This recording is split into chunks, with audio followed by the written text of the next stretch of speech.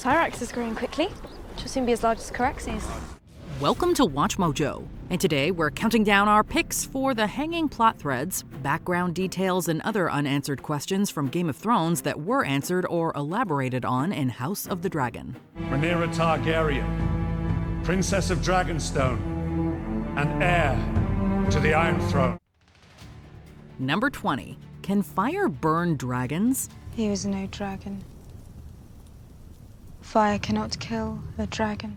Given that they're essentially living flamethrowers, it would make sense for dragons to be immune to fire. In Game of Thrones, many of us assumed that was the case. After all, Daenerys Targaryen asserts that fire cannot kill a dragon, and she herself is magically immune to fire. However, in House of the Dragon, we learn that dragons can be hurt by flames. At the Battle of Rook's Rest, Vhagar uses her fire breath against Egon and his dragon Sunfire, severely burning both of them. It could be that Vhagar's fire is especially strong, or it was merely Sunfire's wings that were burned. And while Sunfire's death has yet to be confirmed, it's safe to say that fire can in fact kill a dragon. Is he alive? His grace remains with us for the moment.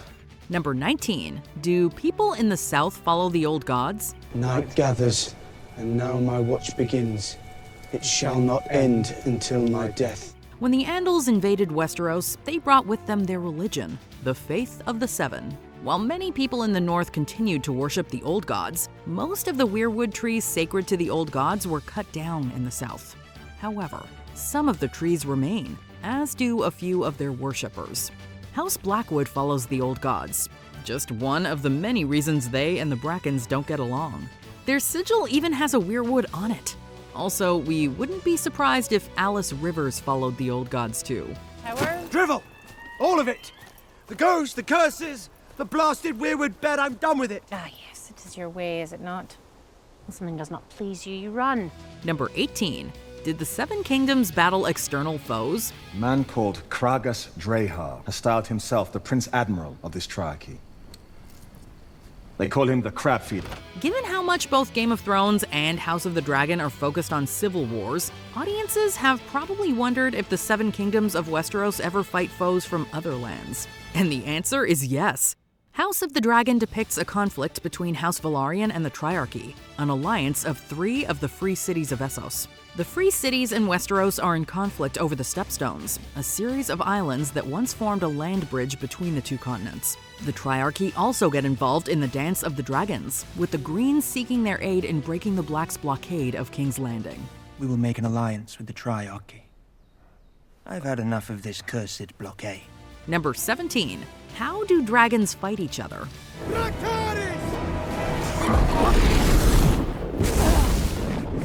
Game of Thrones features only a few dragons, so there isn't a lot of dragon versus dragon combat. But House of the Dragon sees the Targaryen dynasty involved in an epic civil war with dragons on both sides. Each dragon is unique, and their sizes can vary quite a bit. A smaller dragon might try to use aerial agility to its advantage against a bigger foe. In battles between large dragons, however, they'll lock claws and attempt to bite, burn, and tear at each other. This terrifying death spiral is a sight to behold from the ground, and cannot be comfortable for the riders either.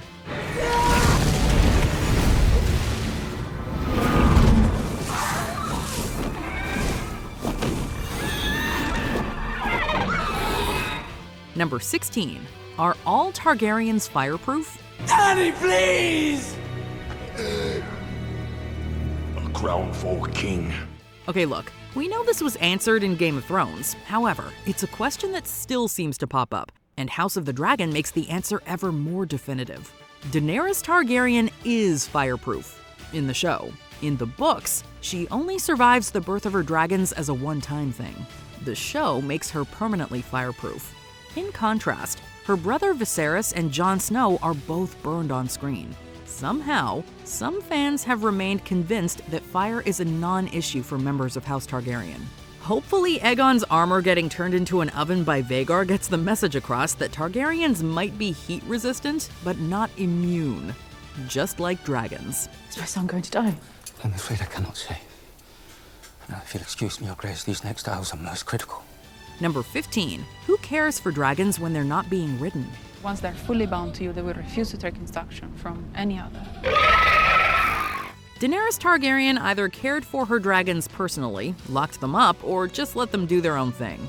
However, in House of the Dragon, we learn that there used to be a specialized order called Dragon Keepers dedicated to keeping dragons happy and fed. Educated in High Valyrian, the Dragon Keepers assist in training dragons and hatching eggs. Although we have to question how useful their staffs are in wrangling these fire-breathing beasts, there's no questioning their devotion to their charges.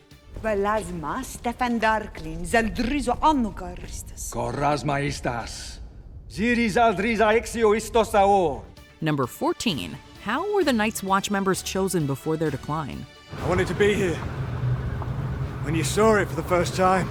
By the time of Game of Thrones, the Night's Watch is a shadow of its former self. Its few recruits are prisoners, debtors, and bastards, with barely enough strength to man a few castles, much less the whole wall.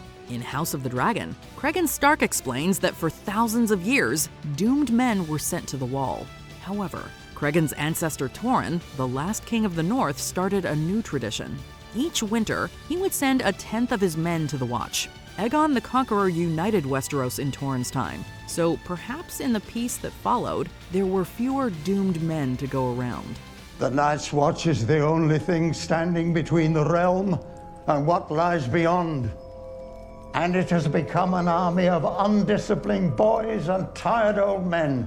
Number 13. Why didn't dragons explore beyond the Wall? His Grace stood at this very outlook and watched as their dragons, the greatest power in the world, refused to cross it. Given how much ground dragons can cover, viewers of Game of Thrones probably wondered about the Targaryens and their dragons exploring north of the Wall. However, in another revelation delivered by Cregan Stark, he recounts that when King Jaehaerys I and his wife Alizanne visited the Wall, their dragons refused to cross the massive fortification. Some of the most powerful things in the world of Westeros are frightened of what lies beyond the Wall. And maybe they were right to be scared. We all remember what happened when Daenerys' dragons first fought the White Walkers.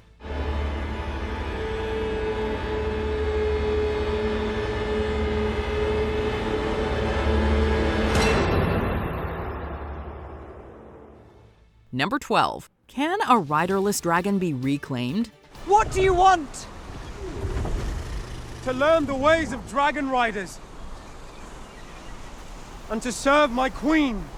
Game of Thrones features only 3 dragons, and only 2 Targaryens ride them. But we still wondered, especially after the finale, could a dragon whose rider died be ridden by someone else? In House of the Dragon, we learn that this is apparently all too common. Dragons have incredibly long lifespans, so they frequently outlive their riders. In fact, Vhagar, the oldest living dragon of that period, has had 4 riders. Bonding with a dragon that has lost its rider can be done, though the difficulty in doing so depends on the dragon and the rider.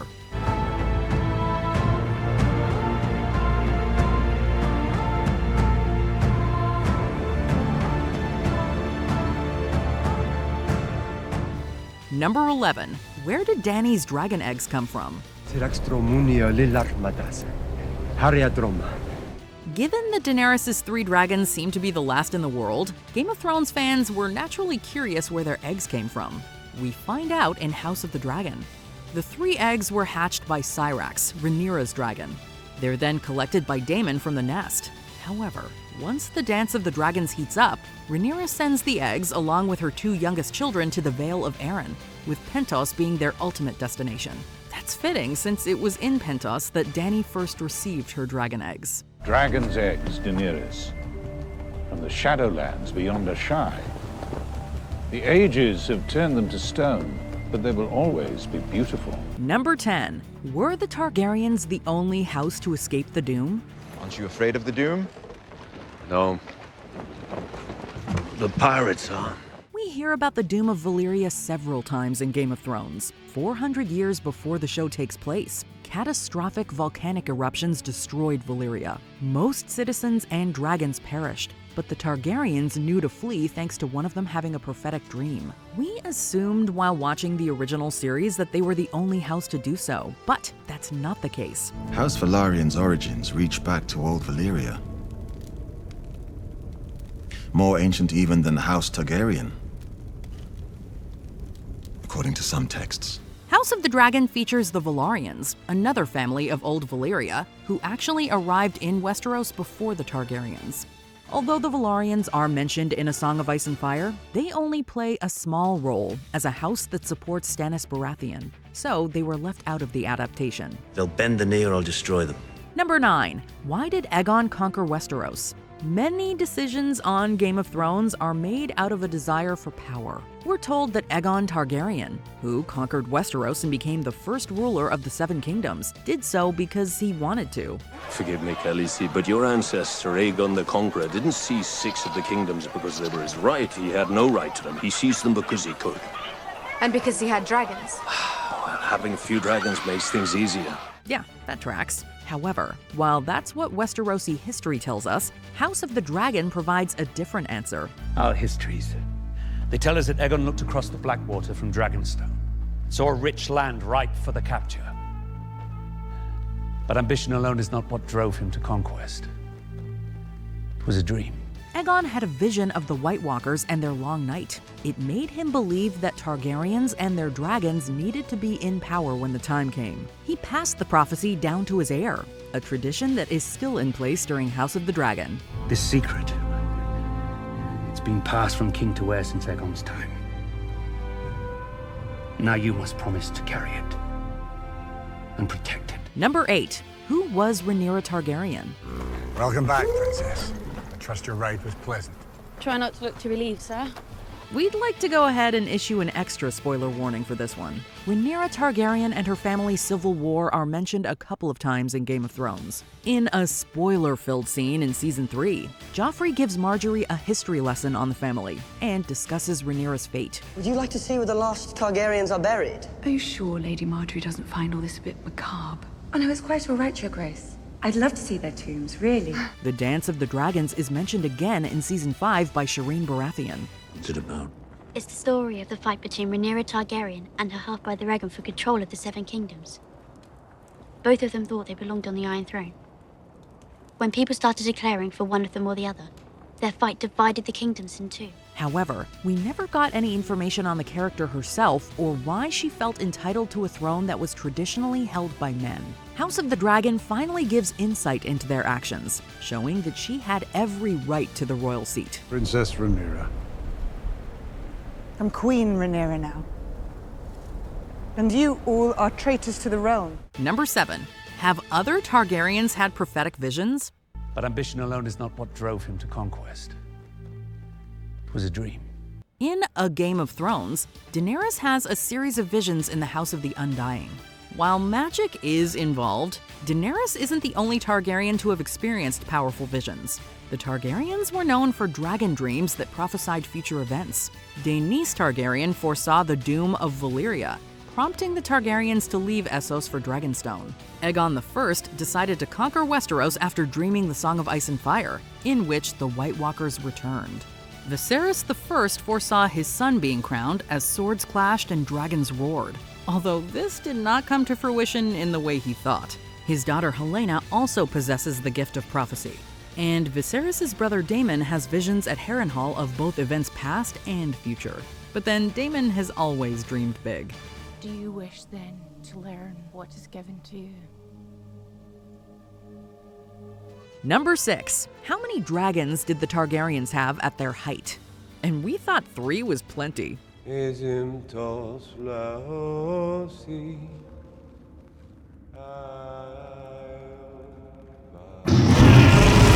Prior to the Dance of Dragons, it's said the Targaryens were at the height of their power, with the largest number of dragons Westeros had ever seen. For anyone curious as to how many dragons that was exactly, Daemon spells it out in the Season 1 finale. We have Syrax, Caraxes, and Melis. Your sons have Virmax, Arax, and Tyraxes. Baela has Moondancer.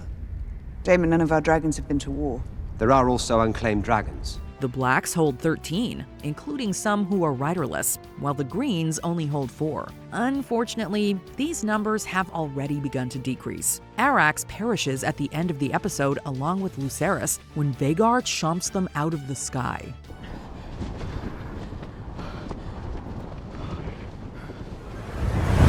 Daemon also says they have 20 eggs incubating on Dragonstone, though it's anyone's guess as to when and if those will hatch. Half of them never do, you know. What? Hatch. Number 5. What happened in Essos following the Doom? Although the Doom and Aegon's conquest are spoken of in Game of Thrones, there's a period in between that isn't. Fire and blood. The Targaryens didn't simply go from fleeing the destruction of their home to conquering Westeros. Following the fall of Valyria, there was a period of strife in Essos known as the Century of Blood. It concerned the conflicts of Valyria's former colonies, which would become the continent's free cities as seen in Game of Thrones. I've heard Marine has become a free city. You might run into trouble if you try to fight slaves in the fighting pits. Now, if you were to fight freedmen who would be paid a wage... As House of the Dragon tells us, Volantis attempted to become the ruling city. Before he'd earned the title of Conqueror, Egon flew Balerion the Black Dread to Essos to turn the tides against the Volantene. A toast to Egon the Conqueror, your exalted forebear, who joined our cause against Volantis in the Century of Blood. On the great dragon Balerion, he flew to our aid in Lys and burned a fleet of enemy ships, thus turning the tide. Number 4. How much control did the Targaryens have over dragons? Dracarys. In Game of Thrones, Drogon is shown to be a bit temperamental before Dany becomes his rider. Afterwards, the two act as one, perpetuating the belief that Targaryens were masters over the beasts. House of the Dragon, however, calls that into question. The idea that we control the dragons is an illusion. They're a power man should never have trifled with. Viserys believes their sway over the dragons to only be an illusion. He's proven right in the finale, when neither Lucerys nor Aemond can gain control over their mounts.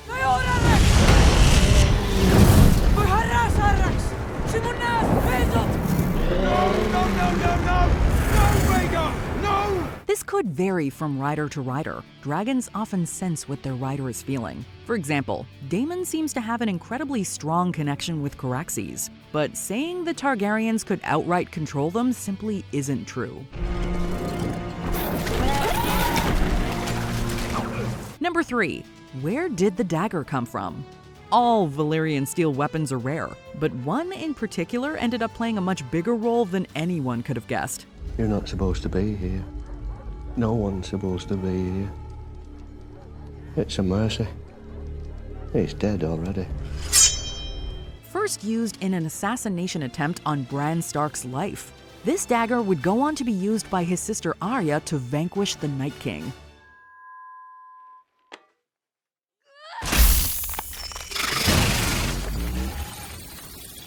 Due to its role, and to it not being linked to any particular family, we wondered about the history of this dagger. That dagger once belonged to Egon the Conqueror. It was Aenar's before that. And before that, well, it is difficult to know.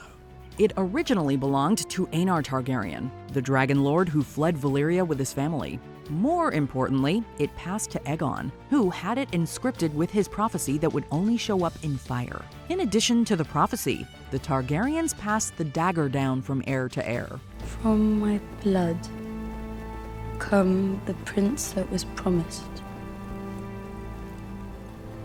And his will be the song of ice and fire. Number 2. What started the Targaryen Civil War? Dance of dragons. Why is that a dance? It's just what they call it. Doesn't make much sense. I think it's poetic. As we all know, the Targaryen Civil War, or Dance of Dragons, was a war of succession between Rhaenyra and her younger half-brother Egon II. Knowing it was a war of succession meant that King Viserys wouldn't be making it out of the first season alive. But things weren't that simple. You hereby name Rhaenyra Targaryen, Princess of Dragonstone, and heir to the Iron Throne. In House of the Dragon, Rhaenyra is all set to inherit the throne until the misunderstanding between Viserys and Alicent. Even when the Greens lead a coup and crown Egon, Rhaenyra wants to avoid war and bloodshed at all costs. Egon. Our son. His dream. The Song of Ice and Fire. Unfortunately, the death of her son Lucerys at the hands, or dragon, of Aemond seems like the catalyst for a lot more people dying. Before we continue, be sure to subscribe to our channel and ring the bell to get notified about our latest videos. You have the option to be notified for occasional videos or all of them. If you're on your phone, make sure you go into your settings and switch on notifications. Number 1. How did the prophecy survive? In the ancient books, it's written that a warrior will draw a burning sword from the fire. And that sword shall be Lightbringer. The prophecy of the prince that was promised was a major factor in Game of Thrones. First told to us by Melisandre, it told of a mythical warrior born to stop an impending threat to the living world. However, we now know that this prophecy was not just something born from Melisandre's religion. When this great winter comes, Rhaenyra, all of Westeros must stand against it. And if the world of men is to survive, a Targaryen must be seated on the Iron Throne. A king or queen, strong enough to unite the realm against the cold and the dark. Egon had a similar vision and knew that the prince or princess would be born from his line. The prophecy survived by word of mouth. While the Targaryens passed it down from heir to heir, the Red Priests and Priestesses preached of it in Essos. Daenerys Stormborn is the one who was promised. From the fire she was reborn to remake the world. While we don't know how long it's been part of Melisandre's religion, Aegon's own dream lends it more weight. Promise me this, Rhaenyra.